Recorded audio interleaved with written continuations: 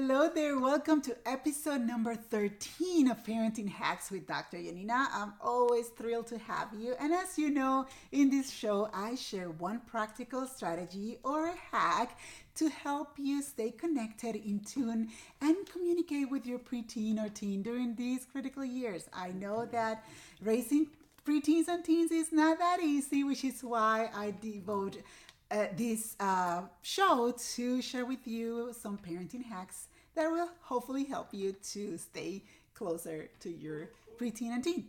So, in today's episode, this happens to be part two of a series of on things you can do with your preteen and teen during the holiday season. As I said in episode number 12, the holiday season brings a lot of excitement, a lot of happiness and energy. But at the same time, we moms kind of feel a little worried about the kids in the sense, especially the teenagers, when it comes to them getting bored and not knowing what to do. And they think that we are their entertainment planners. So they're constantly like, oh, I don't know what to do. I'm bored. What should I do? This kind of thing. So what I'm doing in episode number 12 and 13 is kind of to prime you and prep you for those situations in which then you will be able to do something about it. I know you are not the entertainment planner, but what I really want you to do is just to take this opportunity of the holidays to spend more time with your kids and to make it amazing and to create these beautiful memories that they will love and they will come back to as they grow older. So in this episode, in episode 13, my parenting hack is to get to know your kids' friends. Get to know your kids' friends. And I'm going to share with you 6 things you can do at home so that you can get to know your kids' friends at a deeper level. And what happens with this is that when you express interest in getting to know your kids' friends and when you want them over and you want to spend time with them, your kids will appreciate that because they want to hang out with them and they want their friends to be around them. So you then become this awesome mom because you are bringing the kids to your house and giving that opportunity for them to get together during the break because, usually they are used to seeing each other every day at school, but in the break they don't get to see each other very well. So in this episode, I want to give you 6 ideas in which you can host events in your house so the friends can come over. Your kids are going to think that you're an amazing mom, and at the same time you're going to get to know your kids' friends at a deeper level. So the first one is to maybe host a board game tournament. And some of the board games that we like here in the Gomez family is like Gestures, heads up party game, or headbands. All those games that are more like motion related, that you're doing things and you're doing gestures and things like that.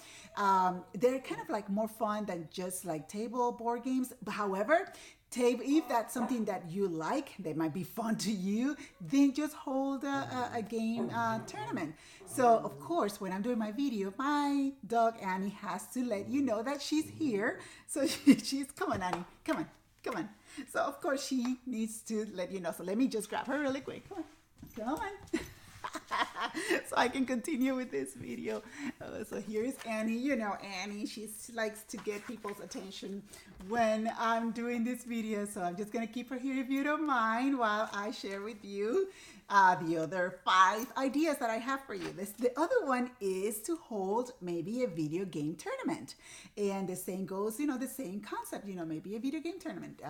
And many parents, they try to stay away from video games, and that's okay. That's why I'm saying, these are different options that you can have for your kids.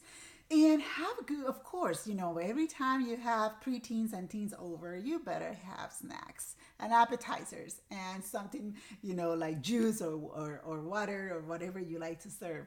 But it's important that you have good snacks in there too. In all these different ideas, you gotta have your snacks in there. So be sure that you go stop by the grocery store before you do this. Another one is to hold a bonfire for your kids' friends. If you have the facilities to have a bonfire, hey, why not? Here in where I live, it's like 20 degrees Fahrenheit and maybe less than that. So we do bonfires in the fall and in the summer, but we don't do it in the winter because it's way too cold here. But if you are in an area that you can hold bonfires, do it. Yeah, have it. Have the kids over. Get roast some marshmallows, hot dogs, whatever it is. But that would be another idea. Maybe you might want to host a movie marathon. Hey, why not? Have them pick two, three movies and have tons of popcorn there. So have them over just for a movie marathon. And I'm sure they will have fun with that. Another idea is to host a gingerbread house competition. And this is something that I think I'm going to do because it sounds a lot of fun. In my previous episode, I talked about the building gingerbread house, and then I thought, you know what, if when it comes to this, when I was thinking about this episode, why don't we also host a gingerbread house competition? And then you have a few kids over, team them up, and have them build their own gingerbread houses and see who does a better job, and have pizza or whatever, so they can have something to snack on afterwards, along with the gingerbread house. When it's over, they can just eat it afterwards, whatever it is. And yeah, that sounds like a lot of fun, and I think that's something that I'm going to do with my kids. So if you see them, don't tell them. I'm going to let them know this week. So something fun, or, host a baking night or a cookie party. And that's something that some kids in the neighborhood do here where I live. My son, this is the second year that he goes to a cookie party. There is one of my son's friends. She hosts every year. It's just been doing it for a couple of years, and it's a cookie party. And the kids go there, but they have to go there with a dozen of cookies. And of course, preferably baked, like homemade. But of course, our son told us about it like an hour before the party, 2 hours before the party. And so my husband had to take him to the grocery store and buy already made cookies, but he made it with the cookies, and they have a lot of fun. He tells me that they just watch a movie while they're eating cookies and having a blast. So that's another thing you can do, or a baking night. Again, have a bunch of kids over, and really, believe me, it doesn't matter if they're boys or girls. When they get together to do something that is consumable, that they can eat, they don't care. They will do whatever. So yeah, you can do that. You can also host a baking night and have them over. Then you don't have to, they can just eat what they bake. So there you have it, my 6 ideas when it comes to getting to know your kids better, your kids' friends better during the holiday season. And I hope that they are helpful to you. If you try any of these ideas, I would love to hear from you. Let me know how it goes. I would love to hear. Comment on the box below. Let me know. Same with my episode 12. If you try any of the ideas on episode 12, just go down there below and let me know. I would love to hear from you. If you have any ideas that I didn't cover, go ahead and post them in the comments below. I would love to hear from you. The same goes with episode number 12. I would love to hear from you. So this is what I have for you. The time you see this episode, we just had Christmas the day before. So I hope your Christmas was wonderful, or your holiday celebration was wonderful. You had an amazing time. You still have a few days with your kids at home. So try these ideas at home and see how it goes. And let me ask you this. Did you get your copy of my book, Moms Don't Quit, yet? And if you haven't, head over to Barnes & Noble, your local store, or online. They have them. Also Amazon, and get your copy. And this book, I share tons of ideas and tips on how to stay connected with your kids, how to discipline them, how to deal with mood swings, how to deal with your own wellness. I devote an entire part of the book on your own personal wellness. So get your copy today. The new year is approaching, and this is my last episode before the new year.